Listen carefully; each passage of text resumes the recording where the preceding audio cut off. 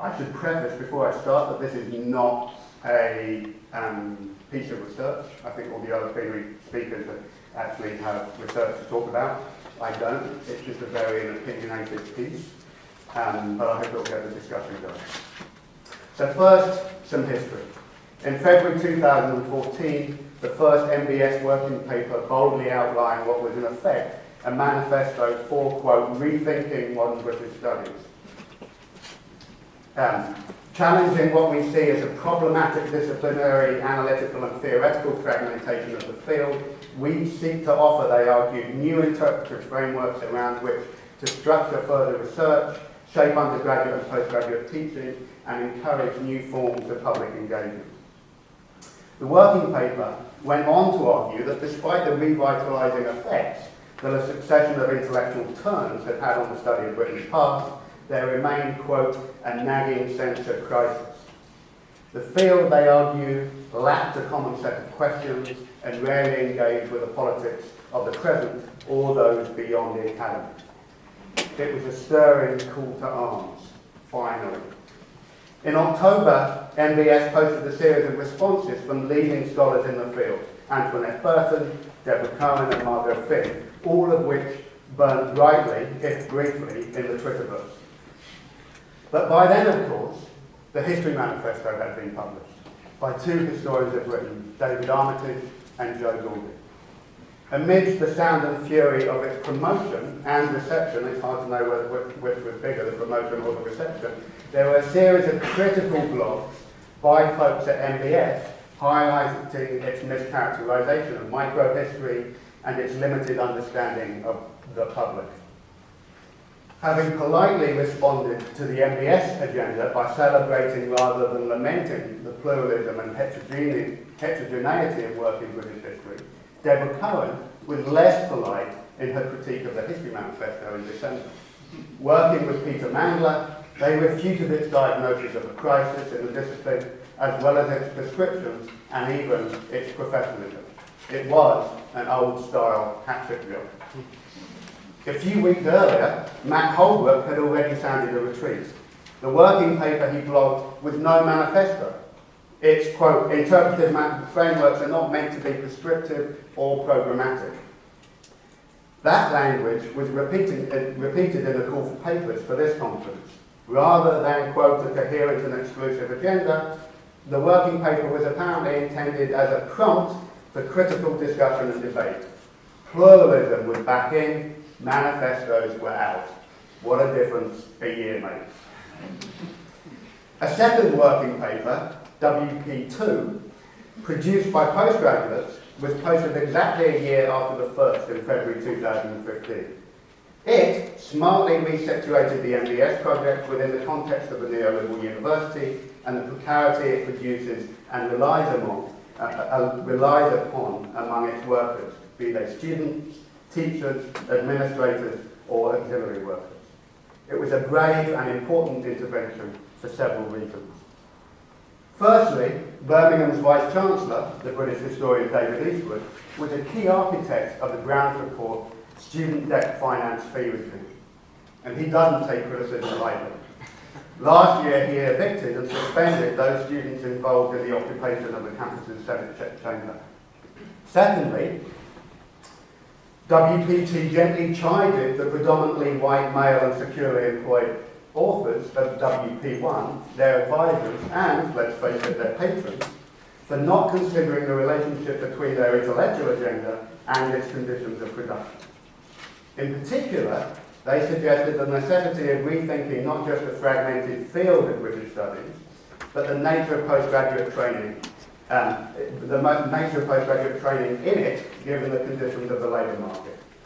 In this context, postgraduate study, they argued, had become isolated, increasingly specialised and technical, and often evacuated of any sense of the wider questions raised by their work or its place within the broader public debate.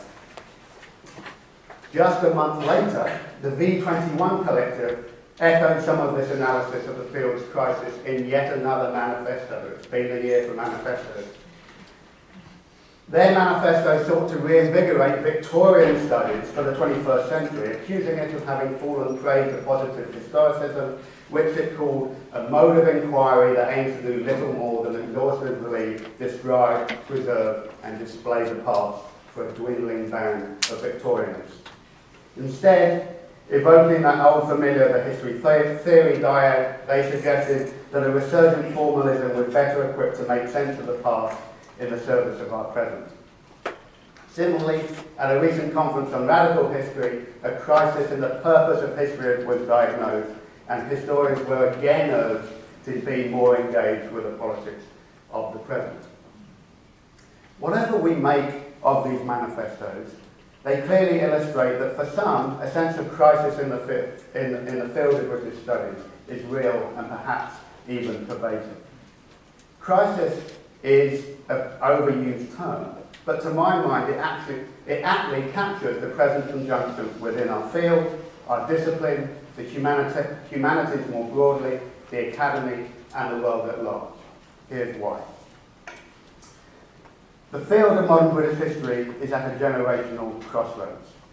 Those who largely set the field's intellectual agenda since the 1980s, figures like Judith Walkowicz, Gareth Stebbins-Jones, Karen Steedman, Patrick Joyce, Catherine Hall, Maxine Bird, Mary Poovey, John Brewer, Linda Colley, Tom McCurr, Pat Thane and Ross McKibben, were mostly the generation of 1945, and they're coming to the end of their careers.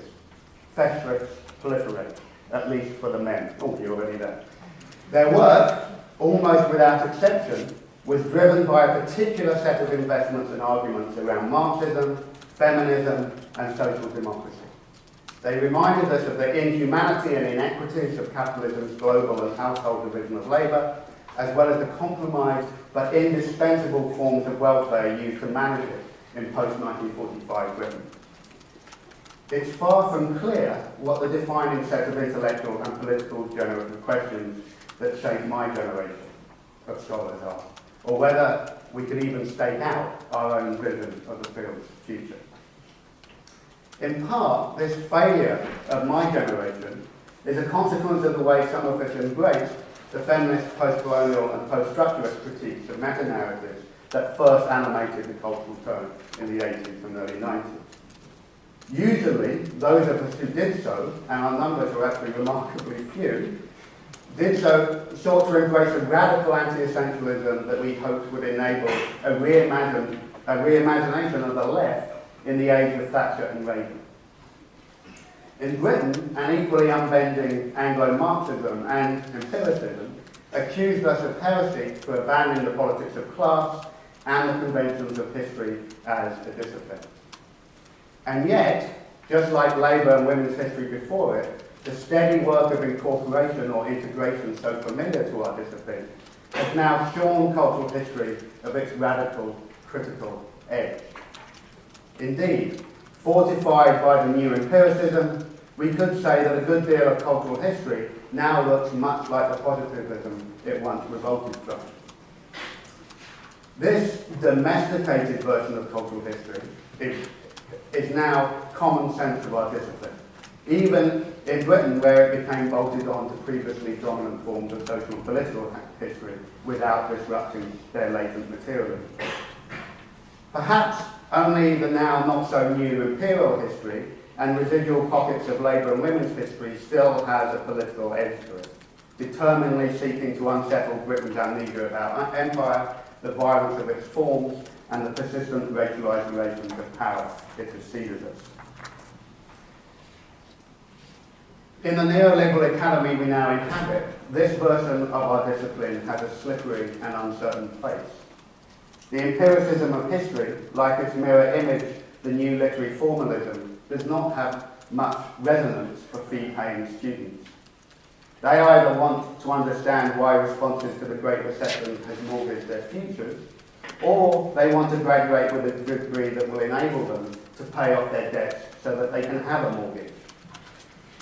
As undergraduate enrolments stagnate or fall, university administrators downsize or even close history departments. Those of us lucky enough to have one of the dwindling number of jobs for life have had to be entrepreneurial. We establish centres, We edit journals and book series, attract major research grants and then employ those unable to land proper jobs. We accumulate postgraduate students who have no hope of a sustainable academic career. We project ourselves on social media, radio and television. In this universe, we believe our research matters if it's published or cited frequently, if it can be harvested by curators in the museum industry, if it's picked up by literary agents and television producers. In the neoliberal academy, the public looks very much like a market, and history and historians very much like a commodity. It may be too unkind to say that whereas the generation of 1945 had politics, my generation has a relentless professionalism, but there is some truth to it, I fear. Much like in the academy, in the world at large, the hegemony of the market and the economisation of everything has paradoxically only worsened since the Great Recession. We're so far from having alternatives to it that the crushing defeat of what we should now call England's Labour Party seems neither particularly surprising nor damaging. Even Hillary Clinton seems almost palatable. Almost.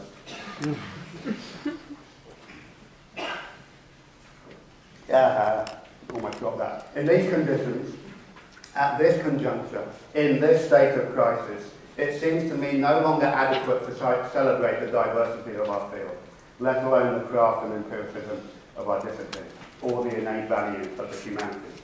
These are not times for debating the adequacy of people's footnotes.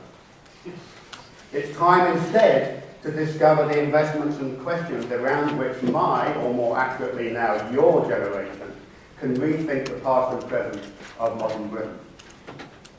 It's striking that for the most part, it's not my generation, but those working as postgraduates and early career researchers that are trying to carve out careers in the deeply precarious conditions of the neoliberal university that are making the calls for a less fragmented and more politically engaged field. Oh dear me, sorry, this is all out of order. Okay, that's where I need to be. Thus today, I shall unsurprisingly echo the authors of Working Paper 2, who've urged us to return to thinking about what constitutes the big questions of the field. The incitement to think big has, as they rightly insist, nothing to do with the scale of analysis. The brilliance of a lot of early feminist history was not just its clear political investment, but its capacity to see the general in the particular. As Catherine Hall has continued to show us throughout her career, it's perfectly possible to ask big questions about the nature of capitalism and imperialism and their relationship to family, class, race and slavery through particular cases and specific lives. It's not the scale of analysis then that we should be arguing about, but its status. The real question we should ask ourselves is what makes our work historically and politically exigent. Now, more than ever, we need a narrative of British history that enables us to unthink our neoliberal present, rethink the left, and challenge the narrowing of nationalist paths. It may be that the MBS manifesto to trace the changing culture of citizenship will enable us to do just that. There is a lot that is exciting about the way in which it promises to recenter discussion around the contested, uneven, and fitful nature of citizenship, and how it took shape, these are my words, not theirs, around changing forms of governmentality within an imperial and global social formation. Yet I'm not convinced. In Britain, the very conception of citizenship as a bundle of rights arguably only emerged from the experience of the 1930s and 40s, just a decade or so after the universal suffrage was won, and the claim of those resisting socialism and bolshevism that democracy was so English, it stretched back to 1215.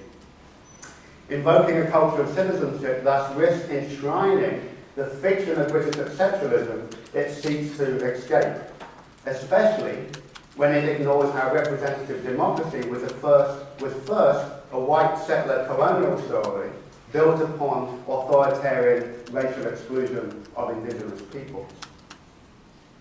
It's also not clear what space a culture of citizenship affords to economic life outside of the sphere of consumption. Production and labour are conspicuously absent. And finally, the periodisation is a little strange. It's not clear when or what makes Britain modern. If it's mass culture and mass forms of politics, then even their later date of 1850 seems distinctly early. If we are to understand the modern, as in there was a single historical conjunction encompassing the majority of 2 centuries, we need to be told what constitutes it, how it's different from the pre- or early forms of modernity. But then I would say that, as someone who just published a book saying Britain became modern between 1830 and 1880, which is available in all good bookstores. For me, the issue of how and when citizenship changes is subsumed by a different question. Namely, under what conditions does the idea of the market become ascendant and organise not just economic life, but society, culture and polity too? So it's this question of when, why and how do understandings of the market become hegemonic that structures the textbook I'm currently writing with the misleadingly grand title, The Cambridge History of Britain since 1750. It turns out that writing a textbook is a good way of thinking about the big picture. What questions should animate the field and how to narrate modern British history? Or so you think. Ironically, although historians have been in flight from the history of Britain as a nation since at least J.G.O. Pocock's essay on the Atlantic Archipelago in 1975, there's been a proliferation of modern British history textbooks in the last few years. This is because it remains a stubborn part of undergraduate curricula across the Anglosphere, as well as, of course, the national curriculum. And academic publishers are in dire need of books that sell more than 500 copies. The new British history textbooks are a major improvement on their predecessors, which had their origins in the historiography of the 1950s and 1960s. Yet though they incorporate the insights of social, cultural and the new imperial history, most do so by bolting them onto a remarkably familiar metropolitan political history narrative. Moreover, at a historical moment when the changing forms, locations and injuries of capitalism are painfully evident, economic history has receded from view and almost disappeared. The most conspicuous absence is, however, any organising narrative or explanatory principle. Now I know that sounds like I've gone all Michael Gove and David Cameron on them. So let me emphasise that clearly the old whitewashed and triumphal narratives about the first democratic and industrial nation making the modern world are no longer sustainable after the turns to social, cultural and the new imperial history. But instead, these textbooks eschew a history of Britain in favour of British histories that include a greater number of actors across the 4 nations and much of the empire. We learn about many historical events and processes, but we learn a little about their relationships to each other. Without an organising narrative and a structure of causation, there is a bricolage effect of writing people into a past that has little meaning. We're left struggling to explain what's important and why. In short, I'm suggesting that unsurprisingly, this new generation of textbooks dramatise the fragmented state of the field identified by MBS. So the attraction of writing a textbook now was precisely to figure out how to put British history back together again and discover a usable past for our neoliberal present. Asking when and why markets become hegemonic has made the book an account of the rise, demise and reinvention of liberal political economy in Britain since 1750. Clearly, the rise, demise and reinvention of liberalism is an imperial story, for liberal political economy and its forms of governmentality were inseparable from the growth and collapse of the British Empire, as well as the continuing, if now distinctly shaky, global hegemony of the Anglosphere. It's also a global story as much as an imperial British one, for just as Britain and its empire played a key role in making the modern world, so the modern world and transnational processes of economic, political and cultural change made Britain. The liberal political economy that germinated within the British Empire may have had a world system built around it, but events, processes and peoples far beyond the Anglosphere shaped the history of its rise, demise and reinvention. This is a key intervention, so let me reiterate. Britain was made by and in the modern world that it once claimed to have made all by itself. Far from being a romance of the nation, then, my global history of Britain is a largely tragic story of how political economies that promised emancipation and prosperity to Britain's colonial subjects and others across the globe rarely delivered either, were frequently secured by violence, and have left us facing an ecological crisis. Cheery reading. Yet it's not all doom and gloom, for it's a hopeful history that reminds us that change happens. It cherishes those who have the imagination and the courage to think otherwise, especially those who challenge the rationality of the market and the forms of inequity and subjugation built around it. It clearly draws on the tradition of Marxist historiography that I've spent my career critically engaging with and revolting from. Yet, as it moves from politics to economy and society, and is a cultural history of all three of these domains, it leans more heavily on Polanyi and Foucault than Marx. How much time have I had? 30 minutes. Okay, so I was going to... I'm going to give you 5 more minutes. The book is structured around 5 chronological sections, each with 3 thematic chapters that loosely follow that pattern of causation. The first section explores the ends of the ASIO regime through the critiques of mercantilism, slavery and old corruption that stretched from Edinburgh to Boston and Calcutta between 1750 and 1819. Starting with the creation of the gold standard, the second focuses on the assembly and triumph of liberal political economy up to the Berlin Conference of 1884, when the Great Depression that had struck the global economy began to impact Britain and restructure its world system. The period from 1884 was characterised by the gradual eclipse of Britain's global hegemony and its liberal political economy that finally came crashing down in 1931 with the end of free trade and the gold standard. Britain may not have had a New Deal, but after 1931, a new social democratic system of managing the economy gradually emerged, and it required the development of the sterling area and its colonial economies, as well as American loans and new structures of global economic management, to survive. By 1976, that system, which had been rocked by decolonisation, the collapse of the Bretton Woods system and the sterling area, was falling apart and subjected to an IMF structural adjustment programme. Entrance to the European Economic Community could not save the British economy or its social democratic fabric, which was gradually stripped away by the increasingly neo-forms of liberalism that currently rule our planet. This long history of market rationality and liberal political economy in Britain then both gave shape to and was shaped by the first, second and third incarnations of the British Empire and its final collapse. Yet these imperial systems were also embedded in global structures, processes and conflicts that they both helped create and were generated from. That, in a paragraph and 5 far too rapid slides, is the book that I'm writing. I was then going to talk to you about one section of the book, but I won't. Instead, I am going to conclude, so we have enough time left over.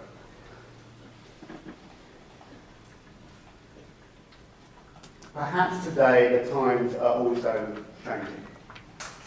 Certainly something is afoot when historians of modern Britain are writing manifestos and the proponents of what we might call the old critical cultural history, like Antoinette Burton and myself, are joining a new generation of scholars in demanding that we recenter the field around questions that are politically urgent and historically exigent.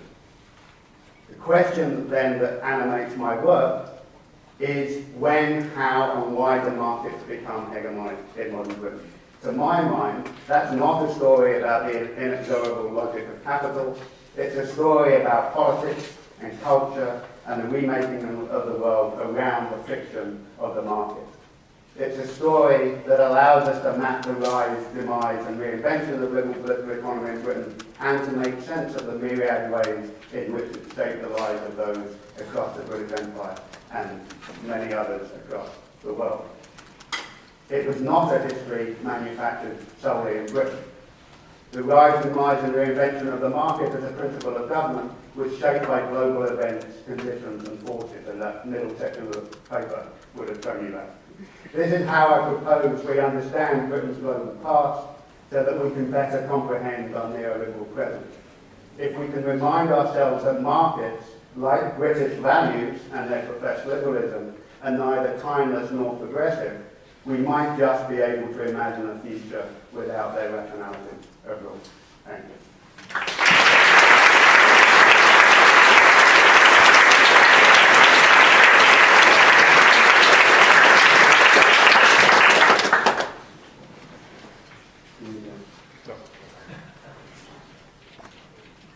I'm sure you all have burning questions for James, so I will be fairly quick and make 3 points. I think the interesting thing about the paper as a whole is that James is trying to create a connection between Britain's place in the modern world, and particularly the hegemony of markets he attributes to that, with the state of the field of British studies, and that there's some connection. So I want to use that, shall I say, Anglo-Saxon view of the state of British studies as my point of entry and make 3 observations.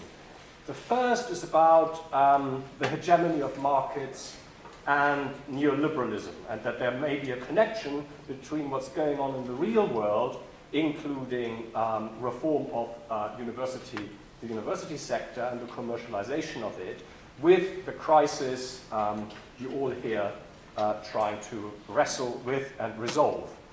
I'm not entirely sure that that works, or at least not works so directly.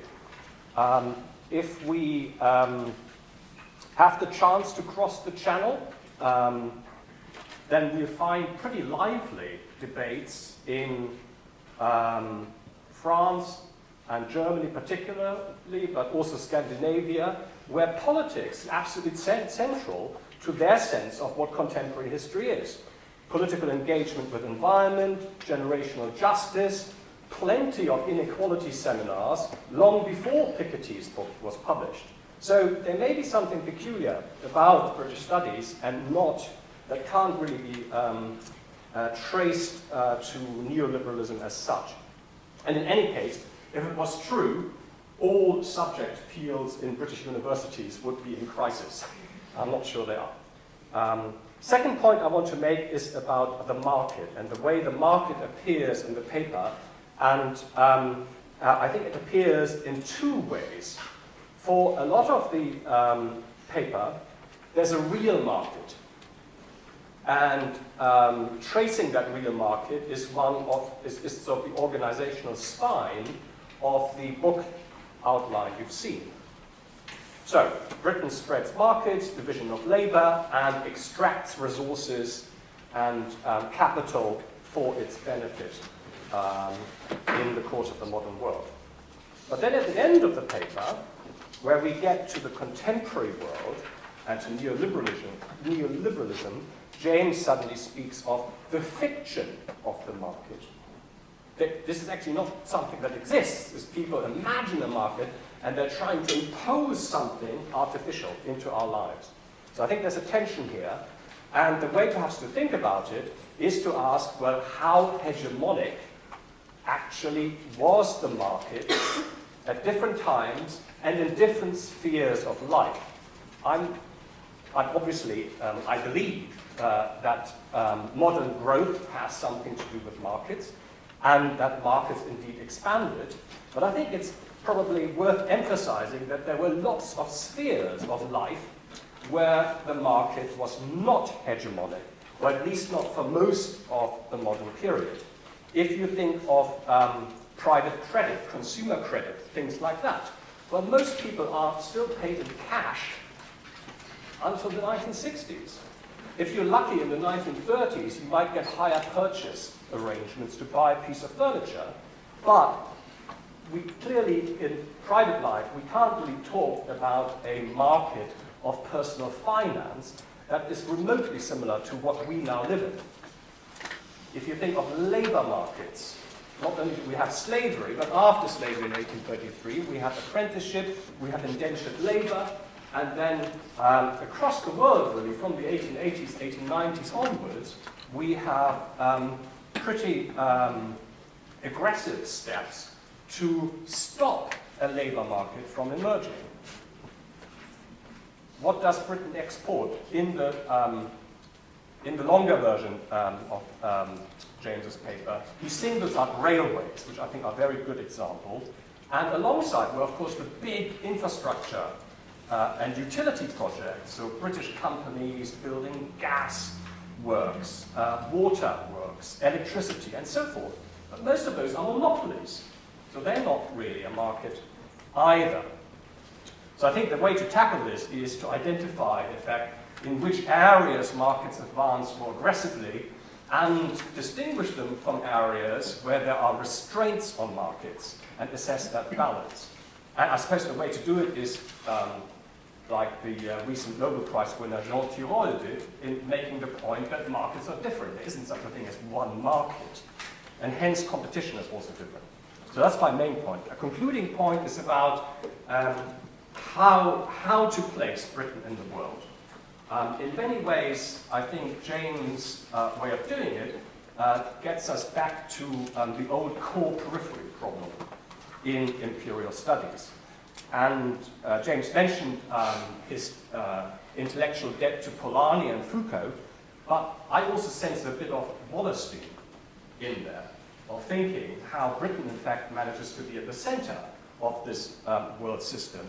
And as a thought experiment, I try to think, okay, how would a West African historian or an Indian historian respond to your talk? And you make an effort to say, well, Britain is also made by the world, but at the same time, you want to, I think, make Britain's place historiographically important by saying it is Britain which spreads markets. Britain is really distinctive in this modern contribution. And I think the West African or Indian historian would probably respond, what do you mean? Before you British people came, we had markets too. So what Britain did is, it capitalized on existing markets, perhaps more than we used to think. So those are my short contributions. But I think there are mics somewhere.